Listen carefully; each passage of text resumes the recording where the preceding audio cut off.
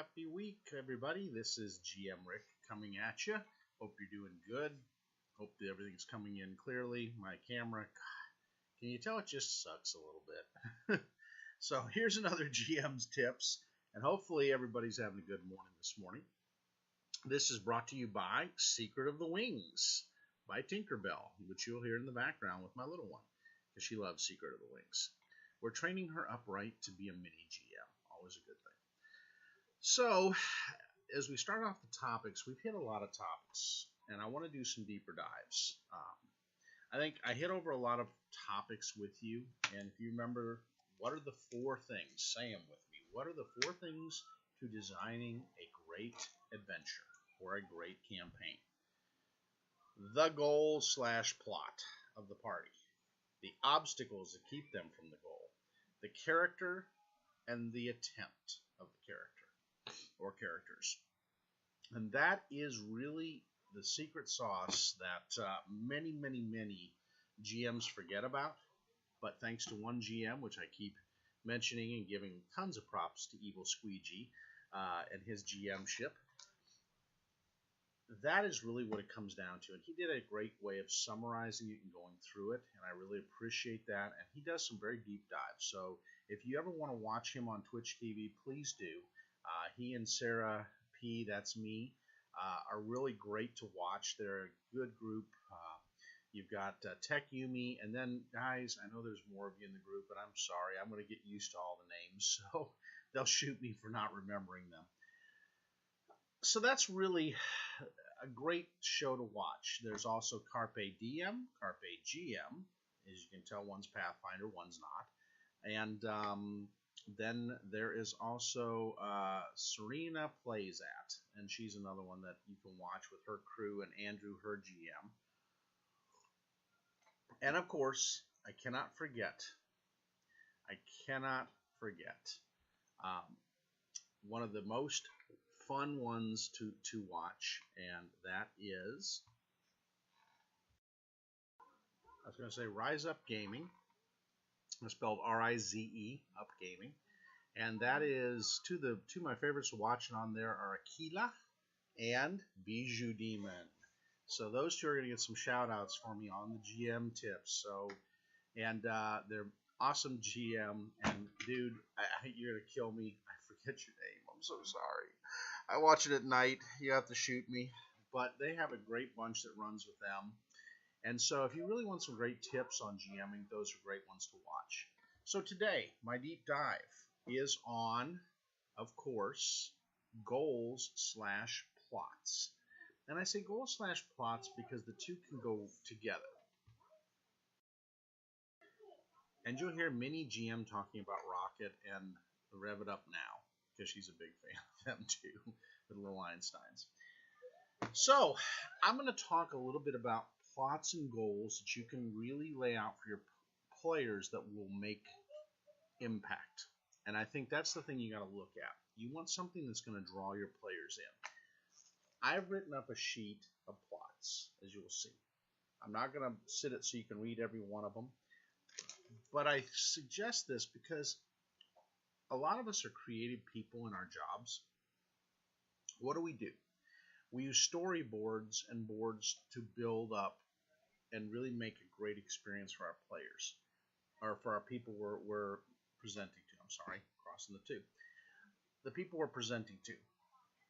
If we do that in TV shows, if we do that in movies, if we do that for books, if we do that for other things, why in God's green earth are we not doing that for gaming?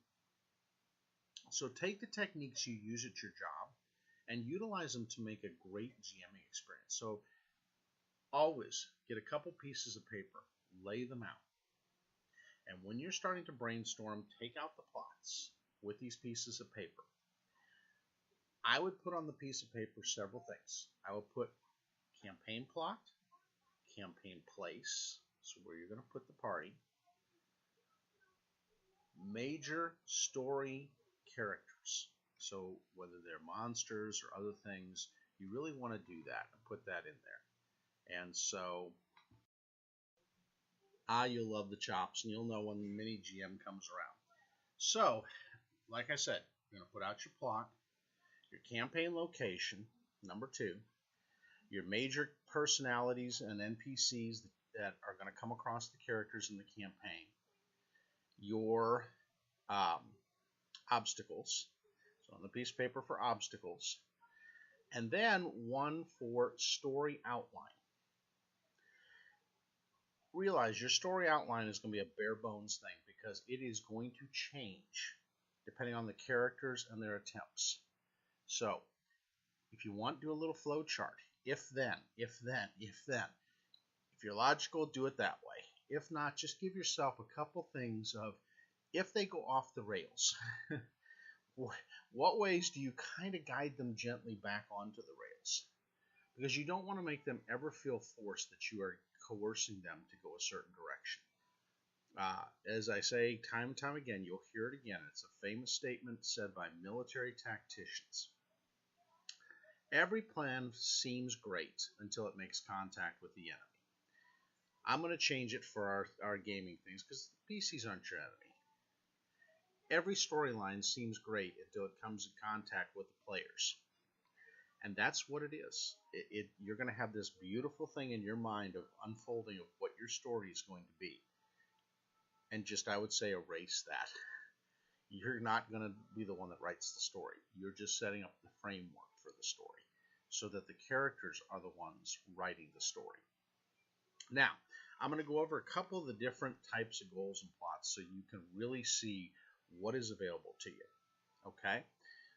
My number one is fulfilling a contract. So some sort of guiding force, whether it be an organization, whether it be an individual, whether it be a ruler, whether it be a mayor, whether it be a sheriff, whatever you want, whether it be a station lord, whether it be a system lord, whether it be a superhero organization, whether it be a policing department in the future, or some sort of dictator, all of them will set out a contract or can set out a contract for your players to have to fulfill.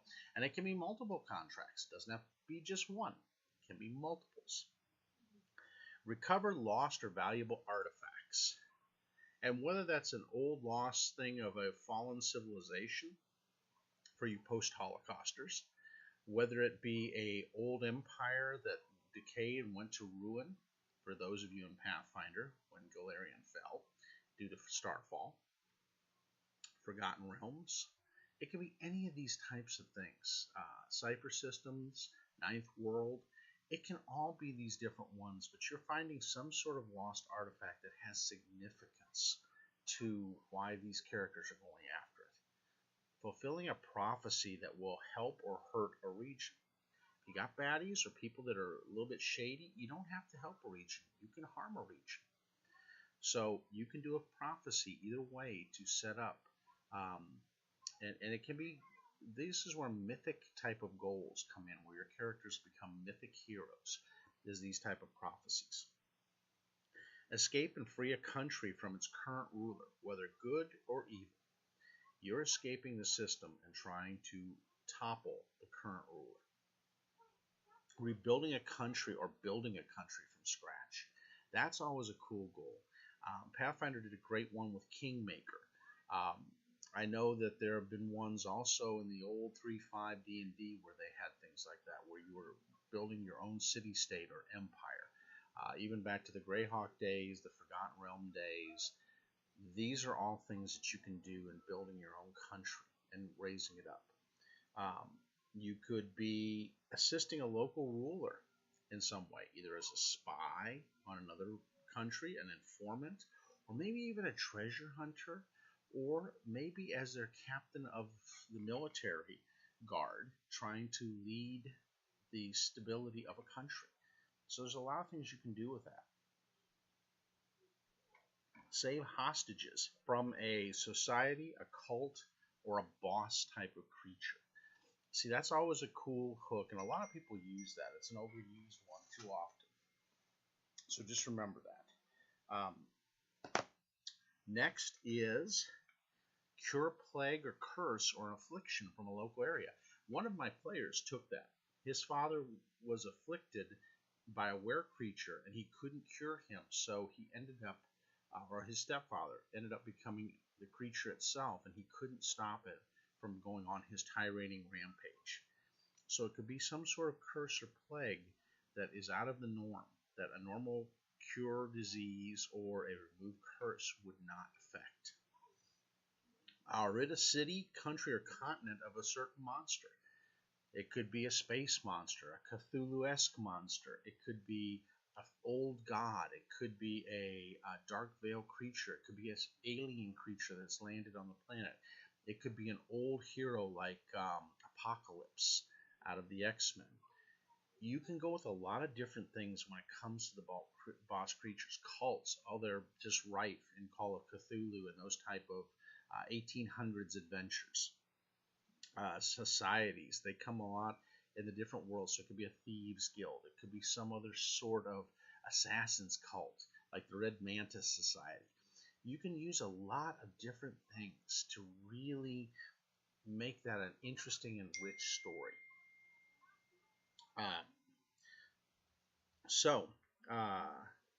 Let's see. Clean up an area from pollutants, blight magic, or pollution that comes in from either a fallen empire. So maybe you're at the end of the world in the sci-fi game because of pollutions and pollutants on your world.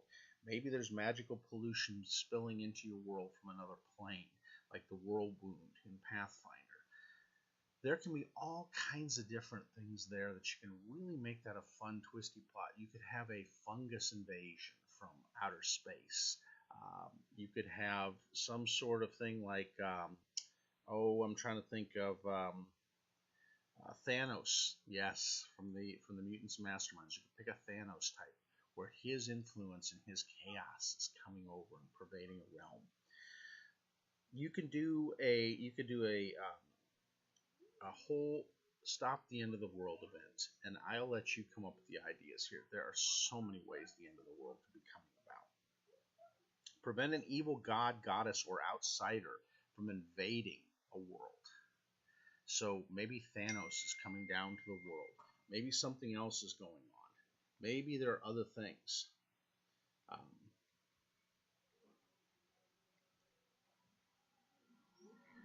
Let's see what else. You can try to find or stop a serial killer from really just plaguing the whole area and see what goes on there. You can deliver a unique creature to a potential buyer, so some sort of creature that they want to acquire from their collection. You can stop a kinslayer from taking over a local area, so he killed his kin, which was probably a good ruler or evil ruler, to take over and change things in that realm. Bounty hunters, always fun. You can go after multiple bounties and just keep it going on. So the Killjoys sci-fi series, a great thing on bounty hunters. Just keep going after bounties, so you can up the antes as they go along. You can steal a valuable item, document, or money, or some other item from a rival. Always fun. You can do an all roguish campaign, no matter what it is. Sci-fi, 1800s, D20 modern, D20 future, Shadowrun. You can do all of these and work with that. Establish a mine or plantation or trade in a remote area. So say you want to just be one of these people that strikes it rich and sells a deposit of some sort of material that's rare to a country. So, hang on a sec. Sorry about that. Mini GM, we're doing potty training, so bear with me. I know I got interruptions, but it keeps it real in these videos. Gives you a moment to take a break, go get a cup of coffee. All right, so a geas or a certain quest or a compulsion. Maybe it's a drug or something along those lines, or some sort of otherworldly creature that has an influence on your party that quests them to go after some sort of goal that god may have. And this can fall under these other plots, but it's guided by an upper power. I'm doing that currently in one of my campaigns, and it's pretty fun. Keeps the party on track, and it's no fun if they go too far off the tracks. Recover a lost shipwreck and its cargo. So you can be pirates, you can be treasure hunters, but it's a seaborne adventure. And you can even do this in the sci-fi realms, to where some sort of starship went down in the ocean and you have to go down on a salvage mission, or maybe multiple salvage missions.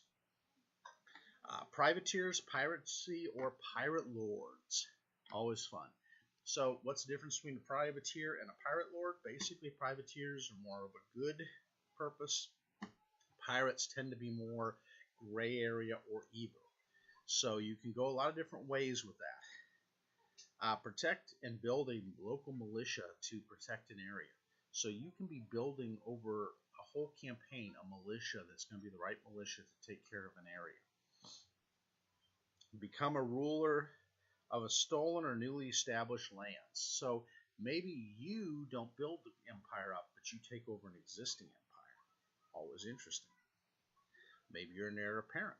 Another one. So start and build a local guild chapter for some sort of a major society or group on the location that you're in.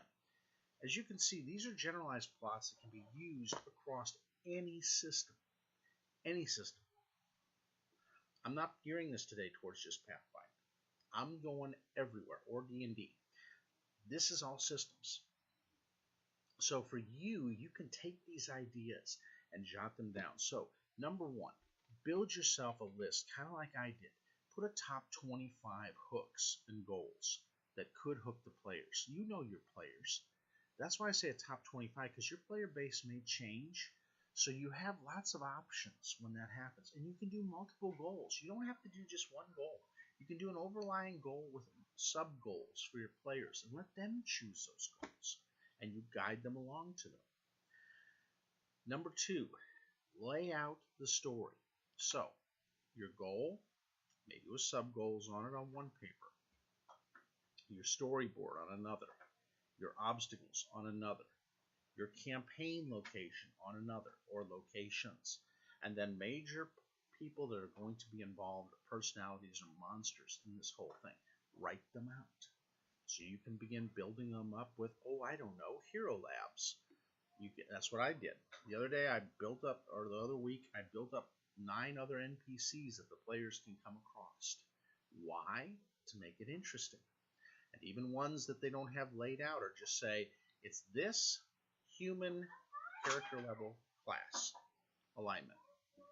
So I'm doing those kind of things to help it out. And then begin fleshing everything out. And remember, have some side things that you put down in case your players go off the rails to bring them back onto the rails. So you want to do some real layout with this. And this comes in the early stage of the development. But what this does is it gives you the framework to help develop your campaign into something more than just a one-dimensional or two-dimensional campaign. You want a 3D, 4D, 5D, whatever campaign with multiple layers. Please do that. Take the time. It's well worth it. My players have gone off the rail with my current campaign. They have gone and used the Ultimate Intrigue Pathfinder way of doing things.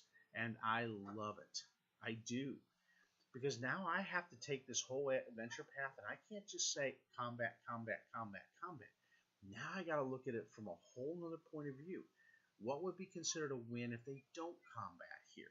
What could they do to thwart it in such a way that they don't have to be the ones always fighting the battle?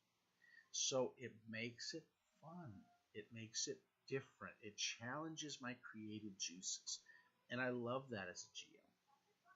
I love rising to the occasion with these things because it's what makes you the epic GM.